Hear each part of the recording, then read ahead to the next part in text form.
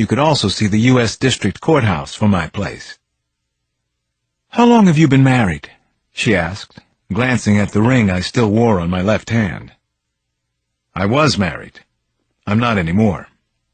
I told her a little about Maria, about what had happened more than 10 years before. The abridged version. The unsentimental one. "I'm sorry," she said when I was through. There were tears in her eyes, the last thing I'd wanted. That morning we got through a couple of rough patches, made some progress. Then a strange thing happened. She shook my hand before she left. "You're a good person," she said. "Goodbye, Dr. Cross." And I thought that I might have just lost a patient. My first. Because I'd done a good job. Chapter 83. What happened that night blew my mind.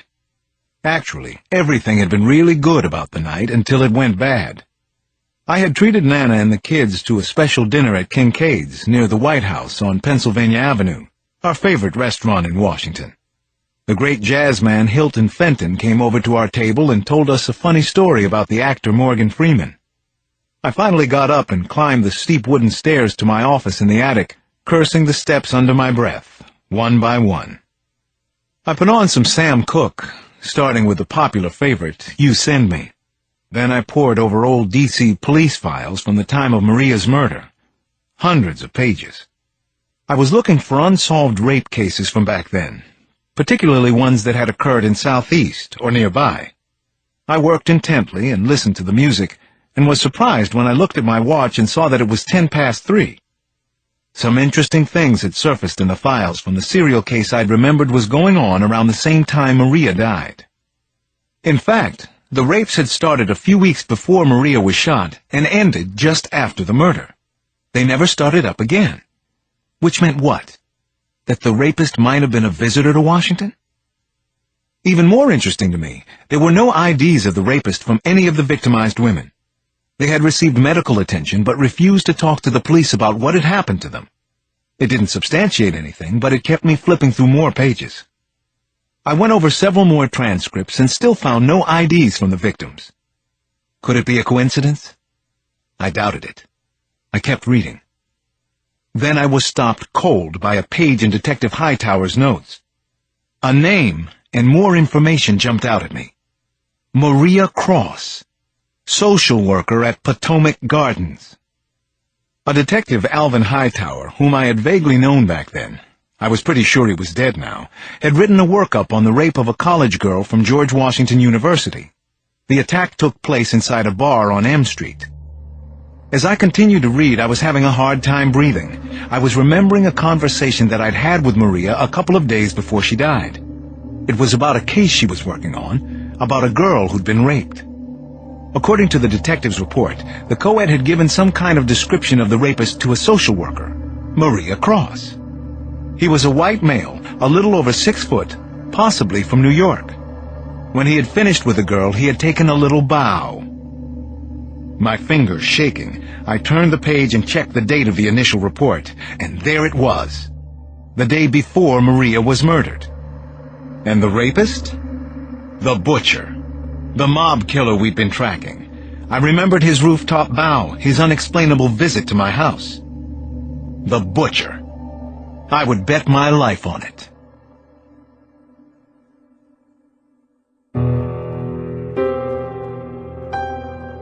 Part 4. Dragon Slayer.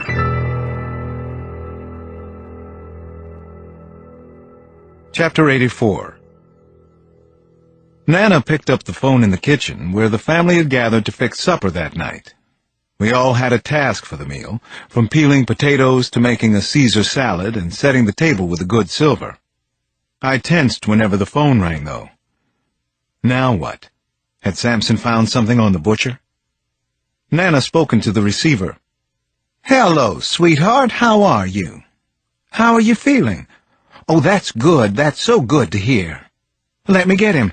Alex is right here chopping vegetables like he works at Benihana. Oh, yeah, he's doing pretty good.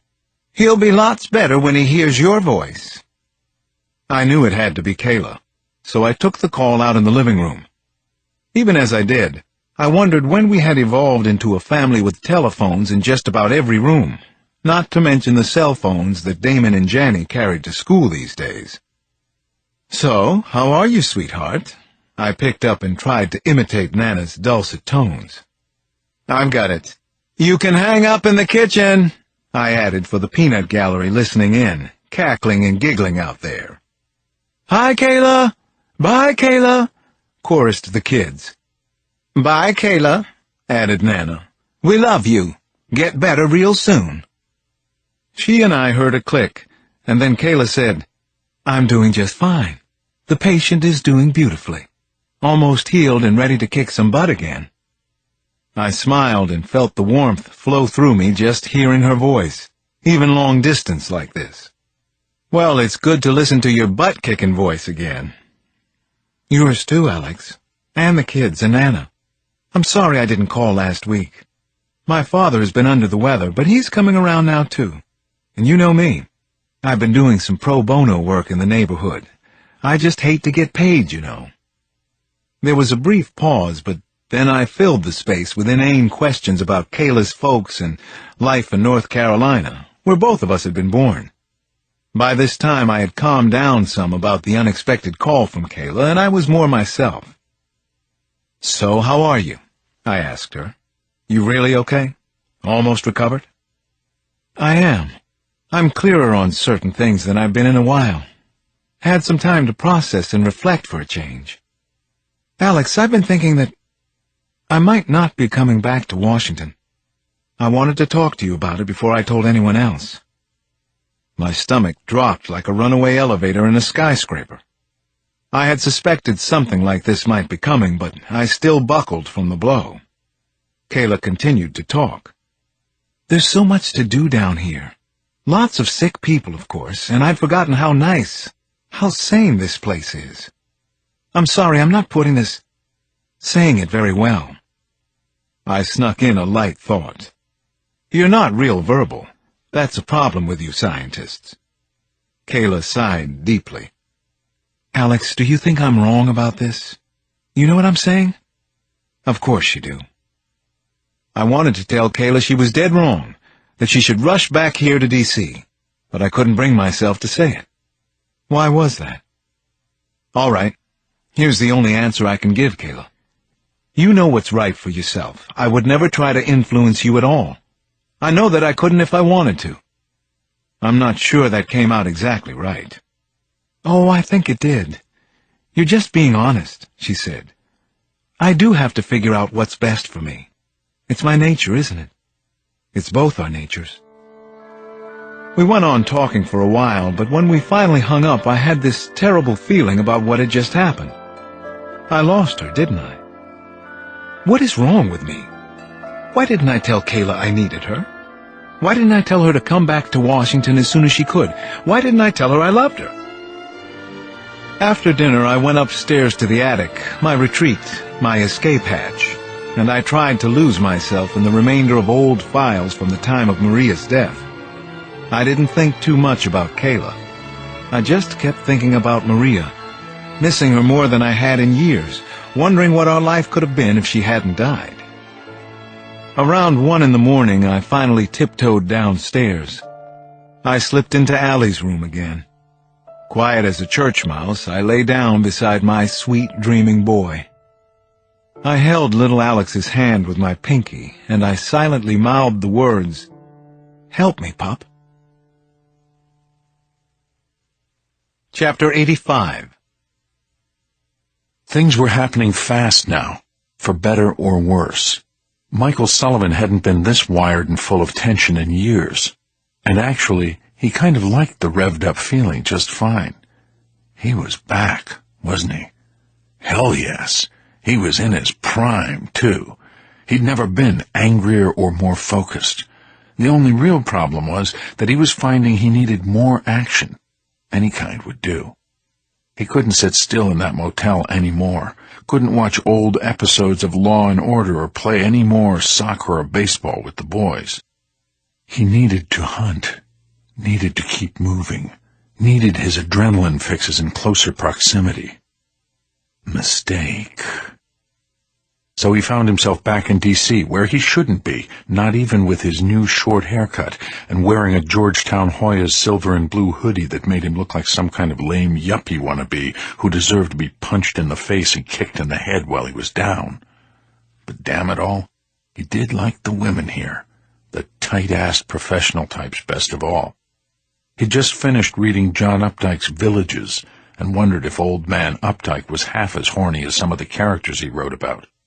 Hadn't that horn-toad written couples, too?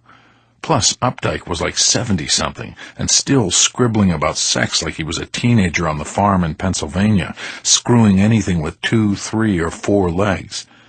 But hell, maybe he was missing the point of the book. Or maybe Updike was. Was that possible? That a writer really didn't get what he was writing about himself? Anyway, he did fancy the fancy-pants women of Georgetown. They smelled so good, looked really good, talked good. The Women of Georgetown.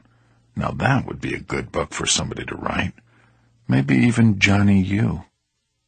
Geez, he was amusing to himself anyway. On the car ride in from Maryland, he'd been listening to U2, and Bono had been wailing about wanting to spend some time inside the head of his lover. And Sullivan wondered, all cornball Irish romanticism aside, if that was really such a capital idea. Did Caitlin need to be inside his head? Definitely not. Did he need to be inside hers? No, because he didn't really like a lot of empty space. So where the hell was he? 31st Street, coming up on Blues Alley, which was fairly deserted at this time of day, as opposed to nighttime, when the clubs were open around these parts of Washington and the crowds came calling. He was listening to James McMurtry and the Heartless Bastards now. He liked the CD well enough to stay in his parked car an extra few minutes. Finally he climbed out, stretched his legs, and took a breath of moderately foul city air. Ready or not, here I come. He decided to cut through to Wisconsin Avenue and check out the ladies there. Maybe lure one back into the alley somehow. Then what? Hell, whatever he damn well felt like. He was Michael Sullivan, the butcher of Sligo, a real crazy bastard if ever there was one on this spinning ball of gas and rock. What was that old line he liked? 3 out of 4 voices inside my head say, go for it. The 31st Street entrance to the alley was bathed in this faded yellow glow from the lights at a spaghetti joint called Ristorante Piccolo. A lot of the hot spots on M Street, which ran parallel to the alley, had their service entrances back here. He passed the back entrance of a steakhouse, then a French bistro, and some kind of greasy burger joint, spewing smoke. He noticed another guy entering the alley, then 2 guys coming his way too. What the hell was this? What was going down here now? But he thought he knew what it was, didn't he? This was the end of the road. Somebody had finally gotten a step ahead of him, instead of the other way around. Leather car coats, squared-off, bulky types. Definitely not Georgetown students taking a shortcut to get a bite of cow at the Steak and Brew. He turned back toward 31st and saw 2 more guys. Mistake. Big one. His. He had underestimated John Maggione, Jr. Chapter 86. Mr. Maggione sent us, called one of the toughs who was headed Michael Sullivan's way, walking with plenty of strut and attitude from the entrance into the alley on Wisconsin. The hoods were moving fast now, and they had him penned in. So much for mystery and intrigue, not to mention that a couple of the goons had their guns out already, hanging loosely at their sides, and the butcher wasn't armed except for the surgeon's scalpel in his boot. No way in hell he could take out 4 of them, not with a blade. Probably not even if he had a gun on him. So what could he do? Take their picture with his camera? I misspoke, butcher man. Mr. Maggione doesn't want to see you, said an older guy. He just wants you to disappear. The sooner, the better. Like today. Think you could do that for Mr. Maggione?